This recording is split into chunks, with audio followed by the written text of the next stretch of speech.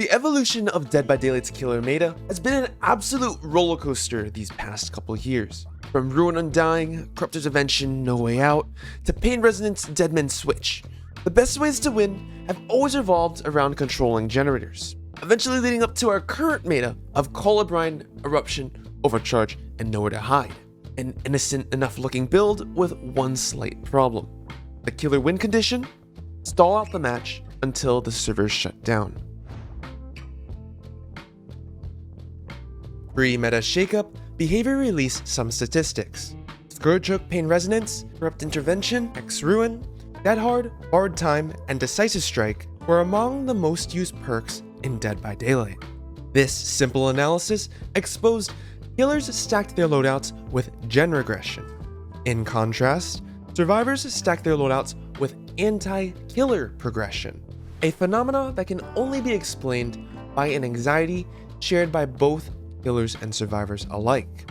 The only way to keep up with an opponent is utilizing the most effective tactic available.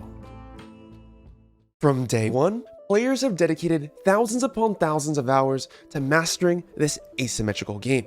From brutal killing to graceful looping, Dead by Daylight players have an obsession with always winning, a major contributing factor to this stale meta. Nobody's a good survivor, they're all dog shit. They just rush gen with insane perks and have 8 lives, borrowed time, decisive strike, bullshit, dead hard. It's cringe.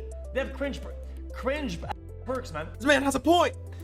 Oh, he has a point! One of the main goals for the game design team is to explore new ways that we can keep the player experience fresh and fun. Meta perks have essentially taken over. Players are consistently seeing the same perk loadouts again and again for every killer and every survivor. This can naturally lead to gameplay becoming stale. Therefore, we'll be releasing a major update that will rework and rebalance 40 killer and survivor perks. By reworking the most commonly used perks, Behavior influenced the community to explore build diversity. They hit me once while I'm healthy, and they hit my dead hard. They hook me, and I get unhooked, they try to tunnel me. They hit my off the record. They down me, they get hit by my decisive strike. And then I go down on the 6th hit.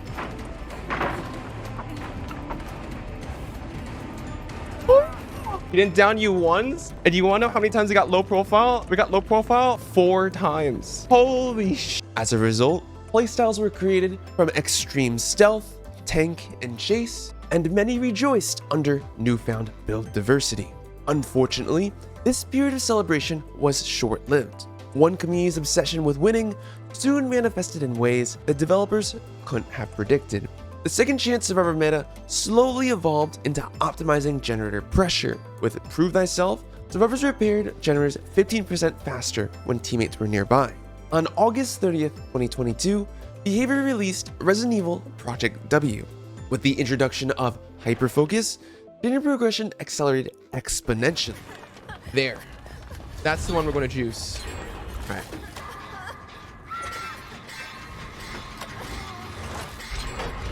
Woo! That's how we do it. Consecutively hit skill checks to increase their speed, trigger rate, and progression. With this new way to push the limits on being as fast as possible, many killers started to complain generators were going too fast. Many didn't know what to do, so everyone started looking for solutions. Some looked to tunneling, others camping.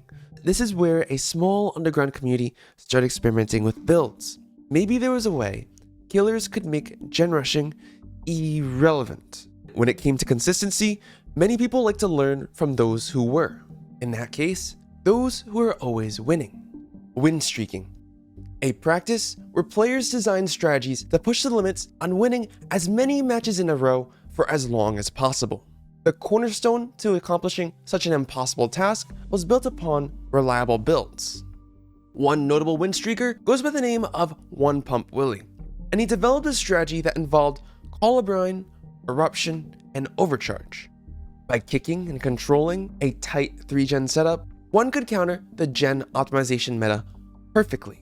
Where there was Prove Thyself toolboxes and Hyperfocus, there was also 300% generator regression rate, minus 10% regression on downs, along with 25 seconds of incapacitation. It got to the point this strategy was so effective at winning that many skepticized that Behavior started pulling the strings in the back end to give those winning too much their least favorite maps. According to one of the messages in my stream, a hacker confirmed after a certain streak, the game forces you to the map you lose the most. Although unofficially confirmed, many feel this is the case. This was the birth of the CoconutRTS overcharge meta. On November 22nd, 2022, Behavior released Chapter 26, Forged in Fog. The Knight was a killer released with the ability to summon guards. From generator kicking, patrolling, to chasing down survivors, Behavior recreated a killer with the ability to perform 2 actions at the same time. More specifically, the Knight excelled at pushing survivors away from generators rather than injuring them. This, in tandem to Colubrine, Eruption, and Overcharge, naturally led to a strategy where defending generators became more important than the actual killing of survivors. By constantly kicking, exploding, and regressing, killers could play their win condition of killing everybody by patiently stalling out the match, waiting for survivor mistakes. This strategy slowly devolved into a tactic that stalled matches out until the servers shut down. It was recently discovered that this tactic defaulted in a win for killers, and that spread like wildfire as word got around this particular strategy. From my own experiments, it seems Behavior has taken away this default win for killers and just automatically disconnects everyone from the match. But it seemed it was too late, as the effectiveness and reliability of this particular strategy started being practiced by more and more players. This small build experimenting community had suddenly taken over the entire killer meta.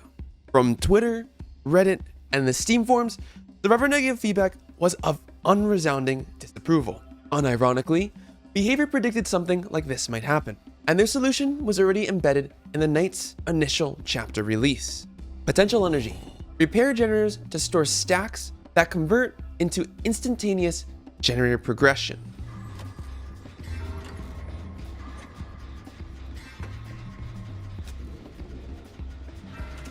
I think this might work. I think this might work. In combination with Fast Track and Brand New Part, survivors could instantly repair generators for 63% progress. When timed correctly, one could break a 3-gen setup and nullify this broken killer tactic entirely. I edited a piece together and posted my experience to YouTube, and some might argue that I was only contributing to the problem. One meta pops up, the other side begins to suffer. They begin thinking the only way to keep up with an opponent is to use the most effective tactic available. The other side creates a counter meta. They begin thinking the only way to keep up with an opponent is to use the most effective tactic available. Thus, we're back at square one at the very situation we've been trying to get away from in the first place. A meta versus meta. When everyone is using the same perks, trying to keep up with each other, the meta becomes stale and people become upset. Nobody's a good survivor. They just rush gen with insane perks. It's cringe. They have cringe perks. Changes become necessary and the community goes in uproar. This problem is rooted in terms of developer design. By relying on a strategy that pivots on shutting a server down, I think it's quite obvious that this isn't healthy for the game. And exposing what is wrong with a current system in the first place is a good way to shed light on an ever-growing apparent issue. So what exactly needs to be done? Behavior mentioned at the start of their first meta shakeup. We'll keep monitoring, keep reviewing, and keep adjusting our collection of perks in this way on a more regular basis to make sure that we avoid these meta perks becoming consistent trends for extended periods, whilst opening up the gateway for new undiscovered metas to emerge. Is it time that another meta shakeup is due? Or do a couple perks just need to be reworked? From everything the community's been through, I think it's safe to assume that when people try to out-optimize each other, the player base becomes unhappy. So this is where I ask, do we need a second meta shakeup? Do a couple perks only need to be reworked? Or is there a more insidious problem in correlation to the community's relationship with always winning? Thanks for watching, guys. I hope you guys enjoyed it, and I wish you guys a happy holidays.